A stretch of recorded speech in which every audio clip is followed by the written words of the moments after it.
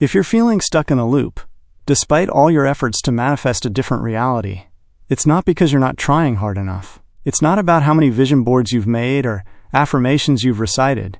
The core issue might be your frequency, the one you broadcast when you're alone, when you're exhausted, when you're doubting.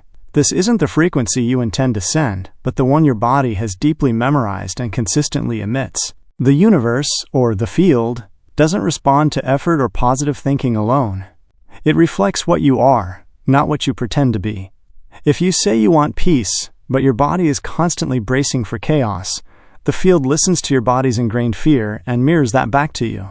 It's a precise, faithful, and neutral reflection of your stabilized emotional, mental, and vibrational state. This is why repeating the same life experiences isn't a sign of being cursed or broken. It's because you're still vibrating like the version of you you're trying to outgrow. The field isn't resisting you. It's simply echoing you with perfect accuracy. Many people try to override their baseline vibration with new habits, books, or rituals. But if the energetic foundation remains unchanged, your reality won't either. You can change your actions 100 times, but if your frequency stays the same, your life will too. This isn't your fault. We're often taught to push and hustle, to treat manifestation as a to-do list, believing more effort equals more deservingness. However, in the quantum field, there are no rewards for effort, only coherence. Coherence doesn't come from pushing. It comes from alignment. The field doesn't ask how much you want something. It asks, who are you being right now? Not on your vision board, but in your everyday reactions, in your baseline state, when life doesn't go your way, and when no one's watching. That's your true signal. Most people never truly shift because they never shift their identity. They manifest new outcomes while clinging to old beliefs, speaking abundance but vibrating in scarcity. The field responds to this internal dissonance, mirroring the contradiction back to them. Your energy, broadcast through your reactions to everyday life, waiting for a text, getting rejected, checking your bank balance, is the real signal, not just your conscious intentions. So the question isn't how to manifest more, but what are you consistently broadcasting? And more importantly, who are you still being? If your life feels like a loop, it's because your vibration hasn't changed, and the field doesn't update until you do. There's a law governing this, the law of vibrational repetition. Whatever you feel most often, expect, tolerate, and embody gets repeated, not because it's what you want, but because it's what you know. The field reads your familiarity as instruction, reinforcing what you're calibrated to because it's coherent. And coherence always wins. Changing feels hard because it's not just mental, it's somatic. Your nervous system has to unlearn the safety it found in the familiar. Your body needs to release old patterns.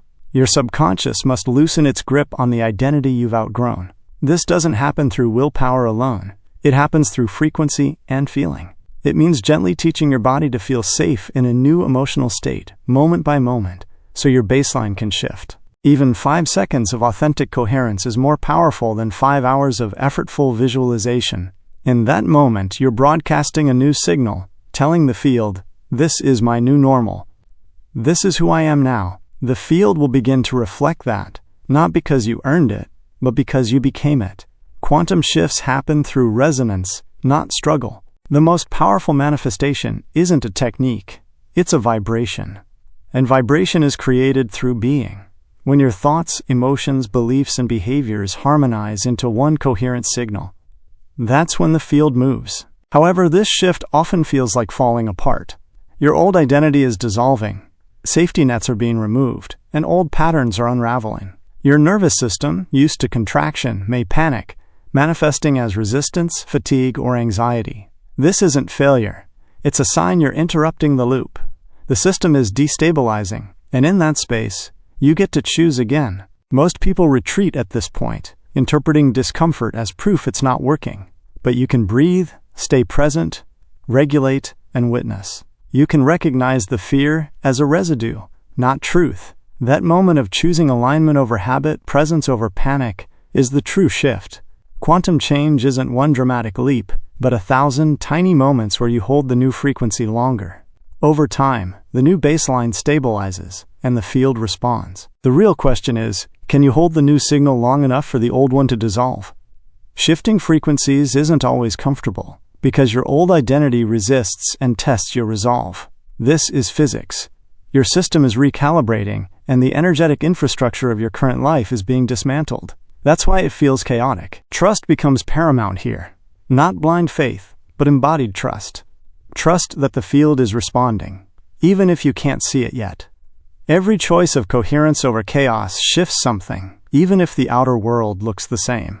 The field updates when the new frequency becomes more dominant, when I hope becomes I am. This isn't about pretending. It's about rehearsing your future self so consistently, honestly, and viscerally that your body recognizes it as reality.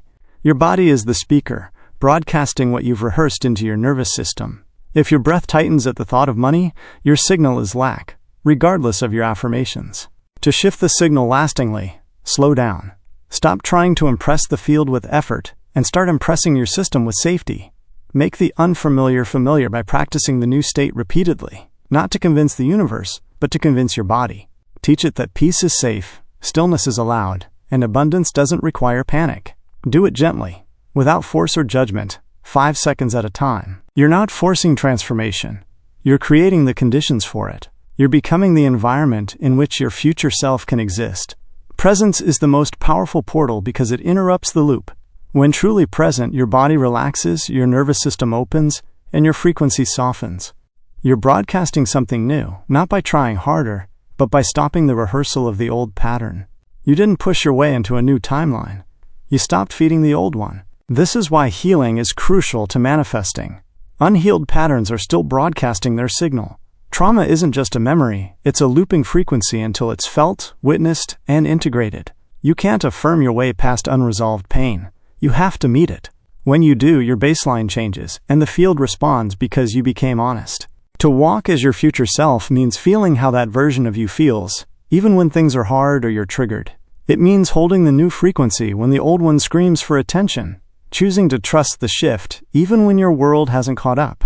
This is the difference between trying to manifest and actually becoming the version of you who lives the manifestation.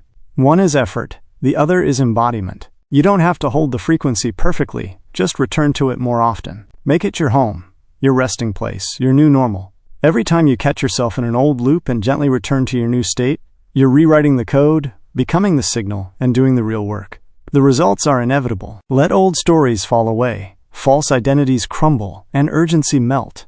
Come home to your new frequency, again and again, softly, consistently, powerfully. That's what makes you magnetic. That's what opens quantum doors and shifts your timeline. It's not the perfect vision board or the longest journaling session. It's you being the signal. Once you remember who you are, not mentally, but energetically, the field begins to reorganize. Your world starts to rearrange itself around the new signal. What once felt impossible becomes obvious, not because you earned it, but because you became the one who could receive it. The shift has already begun. It starts when something changes in you. Your breath softens, your thoughts quiet, your body releases, your signal clears. From that place, everything flows. You're not waiting for the field anymore. You are the field. It's time to live like it.